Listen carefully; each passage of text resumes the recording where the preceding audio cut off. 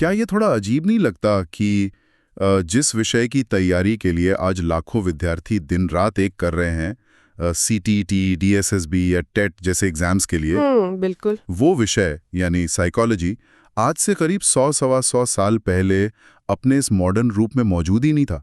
मतलब आज हम इसको एक हार्डकोर प्रामाणिक विज्ञान मानते हैं, लेकिन एक बहुत लंबे समय तक, तकरीबन 300 सालों तक, दुनिया के सबसे ब्रिलियंट दिमाग इस बात पर ही एकमत नहीं हो पा रहे थे कि आखिर इस सब्जेक्ट में पढ़ना क्या है। वही तो, वो बिल्कुल अंधेरे में तीर चला रहे थे। एग्जैक्टली। तो आज की इस डीप डाइव चर्चा में हम इसी रहस्यमयी और नाटकीय सफर की परतें उधेड़ने वाले हैं। ये कोई रटने वाली क्लास नहीं है। आज हम समझेंगे कि एग्जाम्स में जो सवाल बार बार घूम कर आते हैं, उनके पीछे की असली कहानी क्या है। चलिए उस कहानी की शुरुआत करते हैं जहां से सब कुछ शुरू हुआ, साइकोलॉजी शब्द से। अगर मैं एक जासूस की तरह इसके सुरागों का पीछा करूं तो ये शब्द आखिर आया कहां से? दिखने में तो ये एकदम नॉर्मल अंग्रेजी का वर्ड लगता है ना? हाँ, दिखता जरूर है, और यहीं पर सबसे बड़ा एग्जाम ट्रैप बिछाया जाता है। अंग्रेजी भाषा का ये शब्द असल में उधार लिया गया है। इसकी जड़ें दो यूनानी यानी ग्रीक शब्दों में बहुत गहराई तक धसी हुई है। अच्छा, ग्रीक वर्ड्स। बिल्कुल।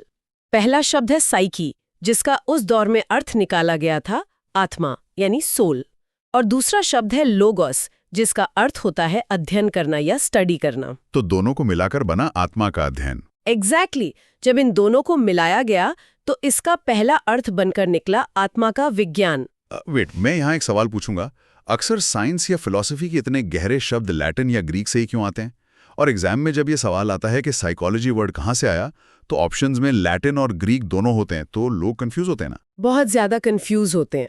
साइंस के ज्यादातर वर्ड्स लैटिन से आते हैं, तो प्रेशर में स्टूडेंट्स अक्सर लैटिन को ही सही मान लेते हैं, पर ये एक बहुत बड़ी गलती है। तो करेक्ट आंसर सिर्फ ग्रीक है? हाँ, साइकोलॉजी के केस में 100% सही आंसर सिर्फ और सिर्फ ग्रीक या यूनानी ही है। और इसका रीजन ये है कि यूनान यानी ग्रीस उस समय दुनिया के महान विचारकों का गढ़ था। प्लेटो और एरिस्टोटल जैसे फिलोसोफर्स वहीं बैठकर पूरे यूनिवर्स और इंसान के वजूद की गुत्थियां सुलझा रहे थे। इसलिए उन्होंने जो नींव रखी वो आज भी ग्रीक वर्ड्स के रूप में हमारे सिलेबस में मौजूद है। Make sense. ठीक है, तो यूनानियों ने इसको आत्मा का विज्ञान कह दिया। लेकिन अगर ये इतना ही क्लियर था तो बात वहीं खत्म क्यों नहीं हो गई? मतलब साइंस तो प्रूफ मांगती है ना। आप किसी अदृश्य चीज को यानी आत्मा को माइक्रोस्कोप के नीचे कैसे रख सकते हैं? और यहीं से आता है कहानी में एक बहुत बड़ा ट्विस्ट।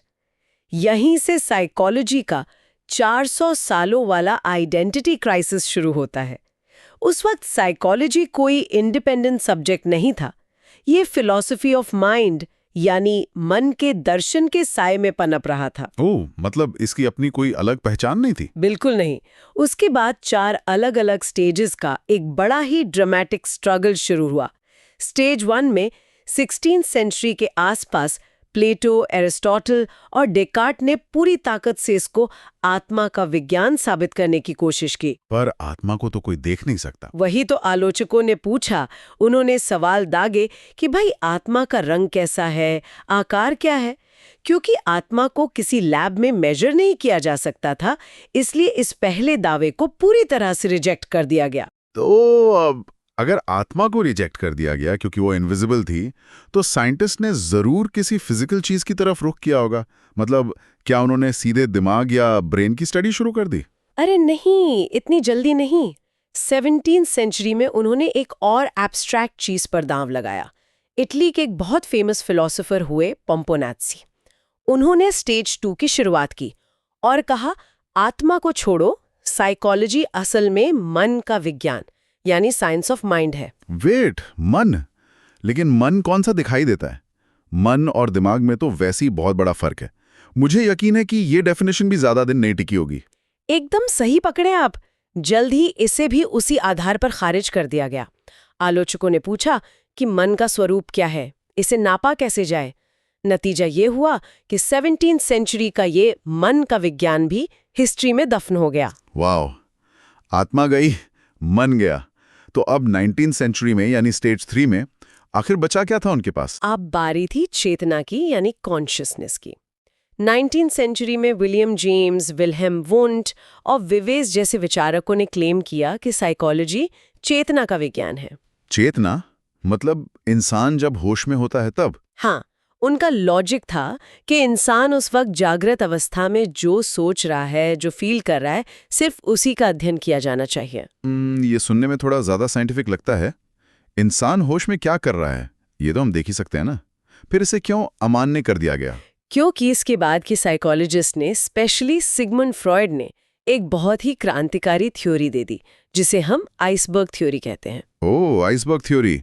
रुको, क्या इसका मतलब ये है कि जैसे आइसबर्ग पानी के अंदर ज्यादा होता है, वैसे ही जो हम सोच रहे हैं वो सिर्फ बर्फ के पहाड़ की एक छोटी सी चोटी है और असली बड़ा हिस्सा पानी के नीचे छिपा है? हमारा बिहेवियर सिर्फ हमारी जागृत चेतना यानी कॉन्शियस माइंड से तय नहीं होता। हमारे अचेतन और अर्धचेतन मन यानी अनकॉन्शियस और सबकॉन्शियस माइंड का हिस्सा बहुत बड़ा है। जहां हमारे दबे हुए डर और पुरानी यादें होती हैं। हाँ, हमारी रिप्रेस्ड डिजायर्स और पुराने एक्सपीरियंसेस वहीं छिपे होते हैं।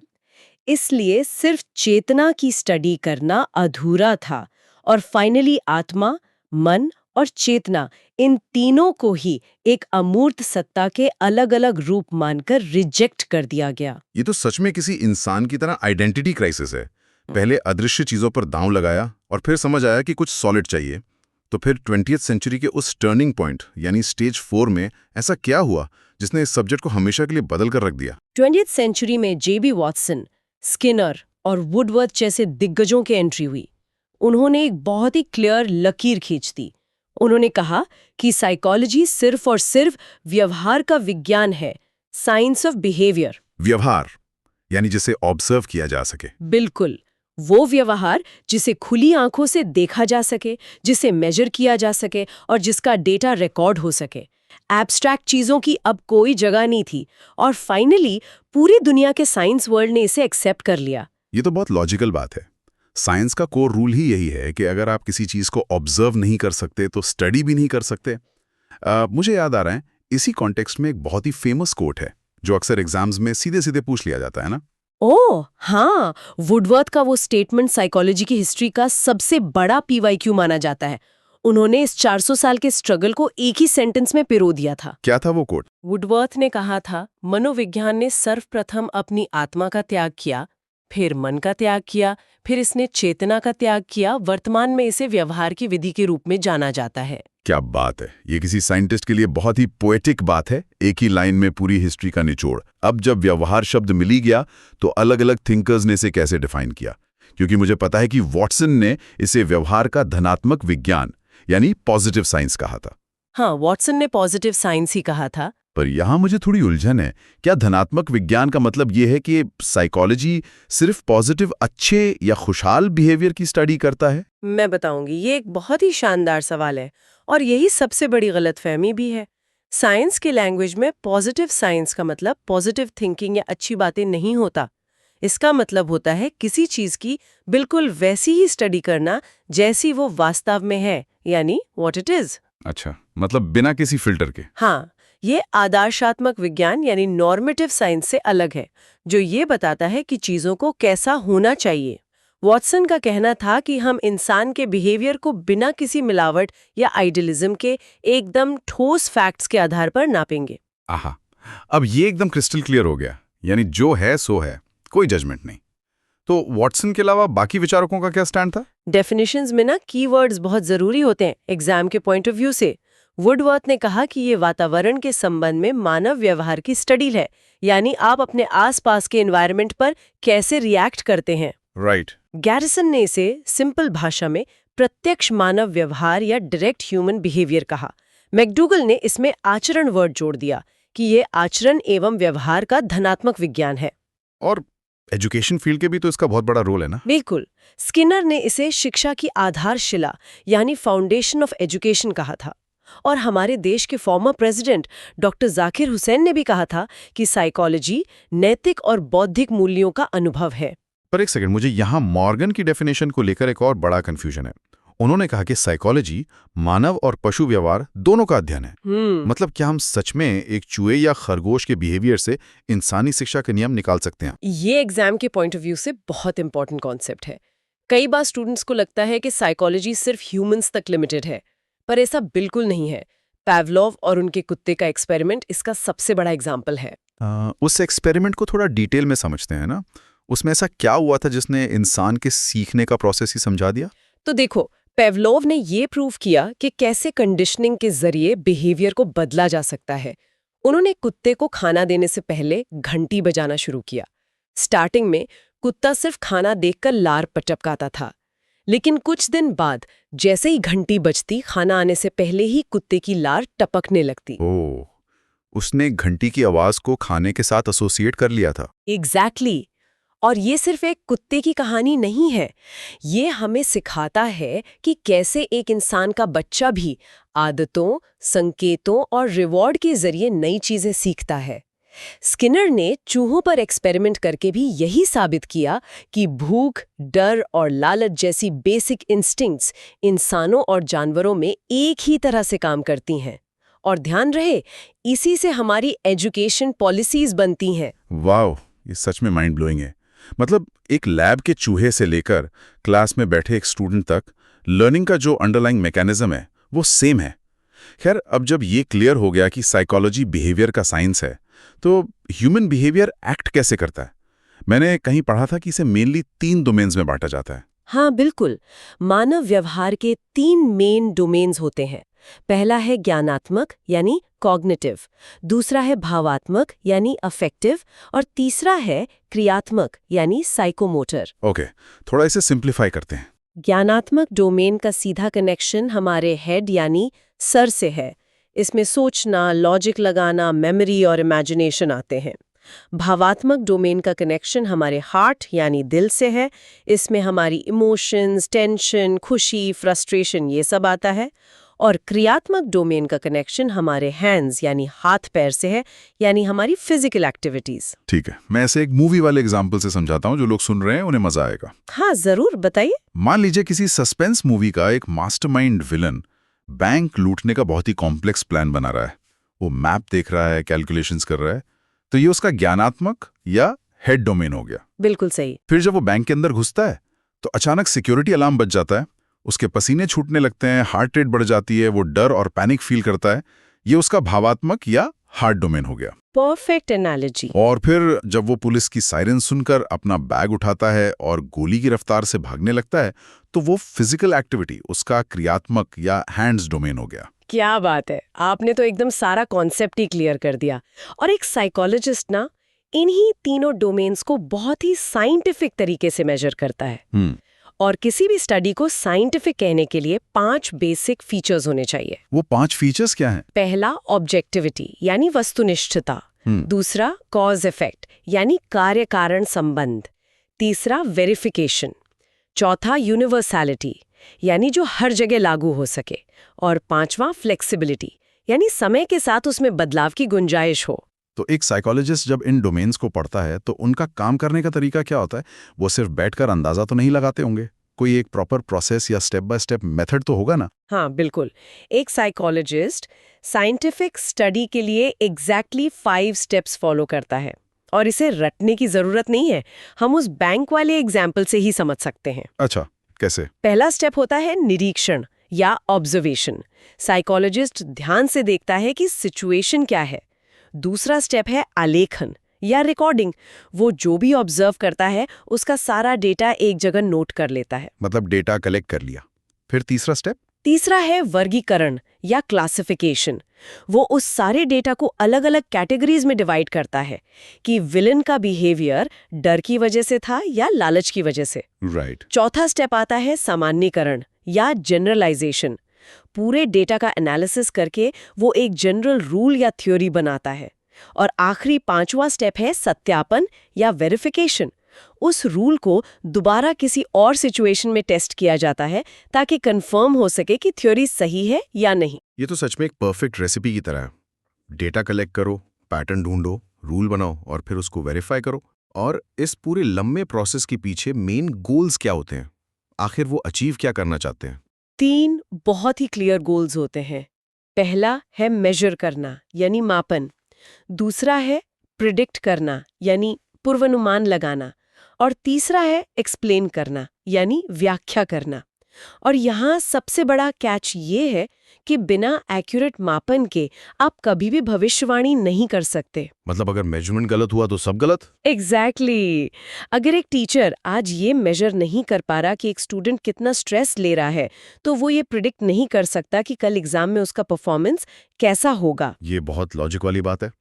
तो अभी तक हमने वेस्टर्न फिलोसफर्स से लेके मॉडर्न लैब्स तक का लंबा सफर तय कर लिया, लेकिन अब एक बहुत बड़ा सवाल मेरे दिमाग में आ रहा है। हाँ, पूछिए।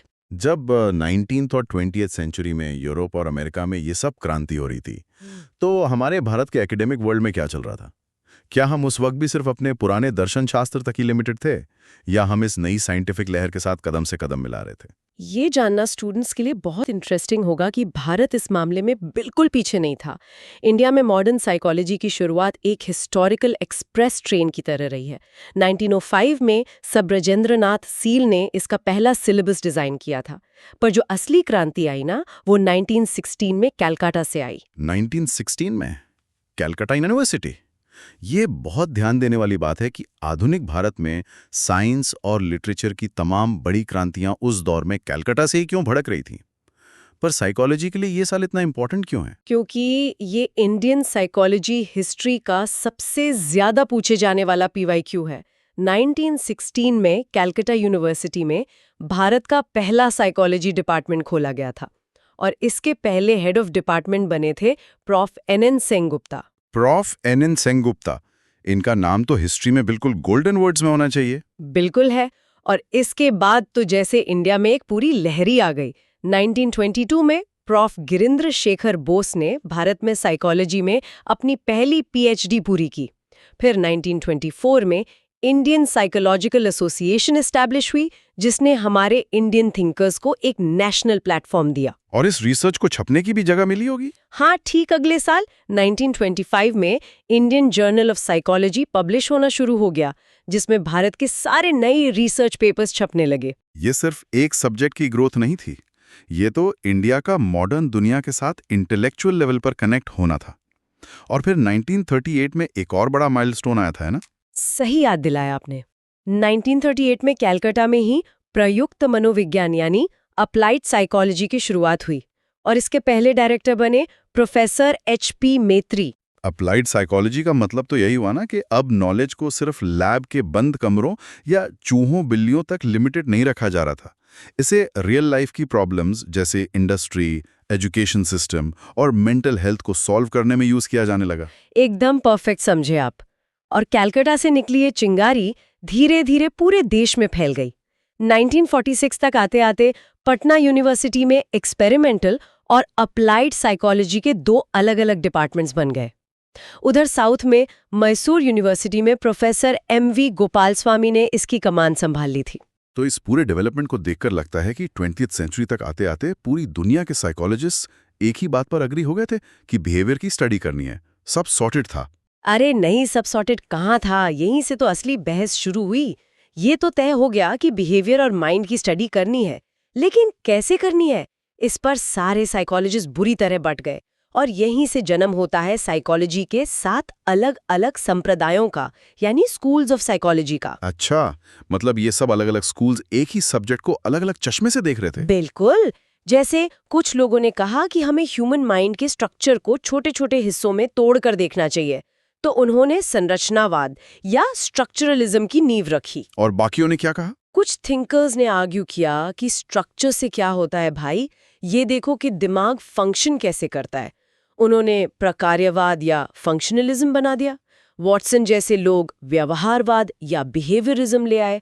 फ्रॉइड ने अनकॉन्शियस माइंड की गहराई नापने के लिए मनोविश्लेषणवाद या साइकोएनालिसिस दे दिया। तो हर किसी की अपनी थ्योरी थी। हाँ, और कुछ लोगों ने कहा कि इंसान को हिस्सों में तोड़कर मत देखो, उसे एज अ होल देखो। उन्होंने समग्रवाद या गेस्टोल्टिज्म बनाया, और आखिर में संज्ञानवाद या कॉग्निटिविज्म आया, जो पूरी तरह से हमारी थिंकिंग और अंडरस्टैंडिंग पर फोकस्ड था। ये तो सच में आने वाले चैप्टर्स का एक बहुत ही शानदार ट्रेलर है। हर स्कूल का अपना अलग ही नजरिया है। खैर, आज की इस नॉलेज मैराथन को अब समेटने का वक्त आ गया है। हमने 16वीं शताब्दी की आत्मा से लेकर 20th सेंचुरी के व्यवहार तक और फिर कलकत्ता यूनिवर्सिटी तक का लंबा सफर तय किया। पर एग्जाम हॉल में जाने से पहले एक फाइनल रिवीजन शीट तो बनती है।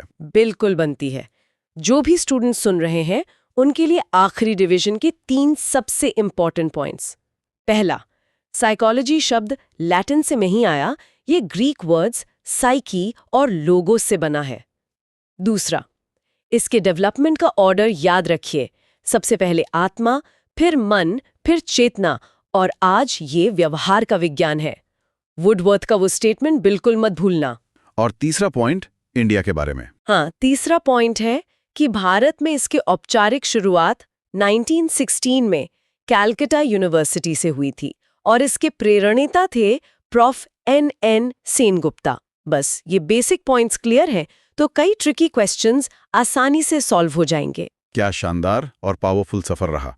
ये क्लियर हो गया है कि साइकोलॉजी सिर्फ सरकारी नौकरी पाने का जरिया नहीं है, बल्कि ये खुद को, समाज को और इंसानी दिमाग को समझने का एक बहुत ही डीप नजरिया है। एकदम सही कहा आपने। और अब आज की इस चर्चा को खत्म करने से पहले मैं सभी सुनने वालों के लिए एक बहुत ही गहरा और सोचने पर मजबूर करने वाला सवाल छोड़कर जाना चाहूंगा। जरूर। हमने आज देखा कि कैसे साइकोलॉजी ने पहले आत्मा, फिर मन, फिर चेतना और आखिर में व्यवहार तक अपनी डेफिनेशन बदली। आज हम ह्यूमंस और एनिमल्स के बिहेवियर को मेजर करते हैं। अगर आज की क्लास हेल्पफुल लगी हो तो वीडियो को लाइक जरूर करें और चैनल को सब्सक्राइब करना बिल्कुल ना भूलें। मिलते हैं नेक्स्ट क्लास में।